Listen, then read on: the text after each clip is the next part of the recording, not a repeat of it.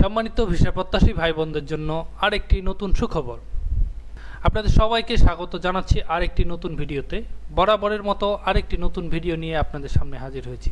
আজকে যে বিষয়টি নিয়ে আলোচনা করব সেটি হচ্ছে ভারতীয় ট্যুরিস্ট ভিসা সম্পর্কে একটি নতুন আপডেট এসেছে। এই আপডেটটি আপনাদের সাথে শেয়ার করতে একটু আগ্রহী হচ্ছি।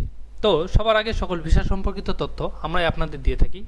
আপনারা যারা আমাদের চ্যানেলে নতুন তারা অবশ্যই চ্যানেলটি সাবস্ক্রাইব করে পাশে থাকা বেল আইকনটি অ্যাক্টিভ করে রাখুন, যাতে আমাদের সকল ভিডিও আপলোডের সাথে সাথে নোটিফিকেশন পেয়ে যান। এবং না টেনে সম্পূর্ণ ভিডিও দেখার বিশেষভাবে অনুরোধ জানাচ্ছি, যাতে কোনো গুরুত্বপূর্ণ অংশ বাদ না পড়ে যায়। তো কথা না বাড়িয়ে চলুন শুরু করা যাক আজকের মূল আলোচনা। বাংলাদেশের প্রথম শ্রেণীর একটি পত্রিকা তথা নিউজ পোর্টাল প্রথম আলোর 21 অক্টোবর 2024-এর আপডেটের মাধ্যমে আমরা যা জানতে পারছি, খুব শিগগিরই বাংলাদেশিদের জন্য পর্যটক ভিসা চালু করছে না ভারত। তার মানে প্রথমে কিন্তু একটা গুরুত্বপূর্ণ হেডলাইনেই আমরা বুঝতে পারতেছি যে বাংলাদেশিদের জন্য পর্যটক ভিসা তথা ট্যুরিস্ট ভিসা খুব শিগগিরই চালু হতেছে না। তো এ সম্পর্কে পররাষ্ট্রমন্ত্রী কি বলছে, কে কি বলছে, এটা একটু আমরা জেনে আসি। তো প্রথমে আমরা নিউজটা একটু পড়ি। বাংলাদেশের পর্যটকদের জন্য ভারতীয় ভিসা খুব শিগগিরই চালু হচ্ছে না। শুধু যাদের জরুরি প্রয়োজন তাদের ঢাকায় ভারতীয় হাই কমিশন থেকে ভিসা দেওয়া হচ্ছে। আজ রোববার তথা 21 অক্টোবর 2024-এর যে নিউজটা, আজ রোববার ঢাকায় ভারতীয় হাই কমিশনার প্রণয় বর্মা পররাষ্ট্র মন্ত্রণালয়ে সাংবাদিকদের প্রশ্নের উত্তরে এ তথ্য জানান।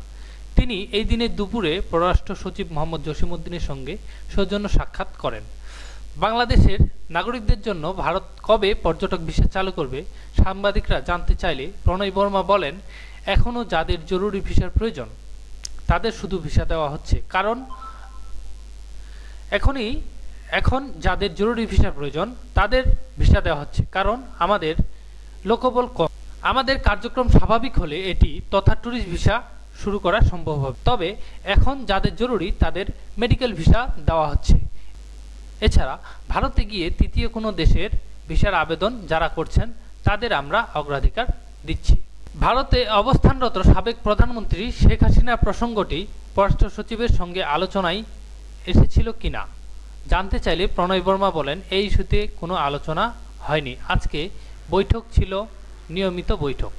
বাংলাদেশের সঙ্গে স্থিতিশীল ইতিবাচক গঠনমূলক সম্পর্ক বজায় রাখার উপর জোর দেন ভারতীয় হাই কমিশনার।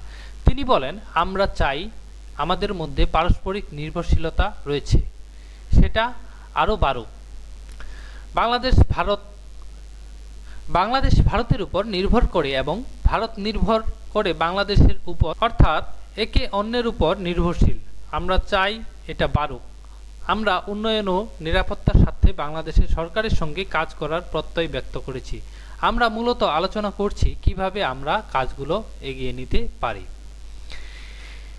এদিকে ওই বৈঠকের পর পররাষ্ট্র মন্ত্রণালয়ের মুখপাত্র তৌফিক হাসান গণমাধ্যম কর্মীদের বলেন, ভারত ডিসেম্বরের মধ্যে আমাদের সঙ্গে পররাষ্ট্র সচিব পর্যায়ের বৈঠক করার আগ্রহ প্রকাশ করেছে। আন্তর্জাতিক অপরাধ ট্রাইব্যুনালের মধ্যে শেখ হাসিনার বিরুদ্ধে গ্রেপ্তারি পরোয়ানা জারি হয়েছে। এ নিয়ে জানতে চাইলে তৌফিক হাসান বলেন, ভারতে অবস্থানরত সাবেক প্রধানমন্ত্রী শেখ হাসিনাকে বিচারের মুখোমুখি করতে দেশে ফিরিয়ে আনার জন্য কোনো নির্দেশনা এখন পর্যন্ত আসেনি।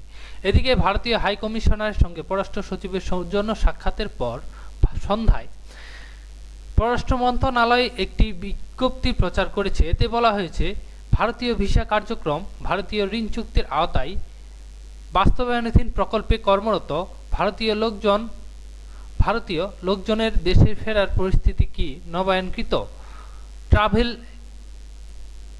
অ্যারেঞ্জমেন্ট পূর্ণ নবায়ন, বাংলাদেশে আটক জেলেদের বিষয়ে কি দ্রুত কনসুলার সুবিধা দেওয়া এবং এসব জেলেকে ফেরত পাঠানো এবং দুই দেশের মধ্যে পররাষ্ট্র সচিব পর্যায়ের বৈঠক সহ নানা ধরনের নিয়মিত বৈঠক শুরু বিষয়ে আলোচনা হয়েছে।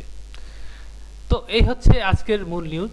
এই নিউজের অনেকের বিভিন্ন প্রকার মন্তব্য আছে। ভিডিও সম্পর্কিত যদি কোনো প্রশ্ন থেকে থাকে তাহলে অবশ্যই আপনারা কমেন্টে জানাবেন অথবা মেইল করতে পারেন। আর যদি ভিডিওটি আপনার কোনো কাজে লেগে থাকে অথবা ভালো লেগে থাকে তাহলে অবশ্যই একটি লাইক দিন, শেয়ার করুন এবং চ্যানেলটি সাবস্ক্রাইব করতে ভুলবেন না।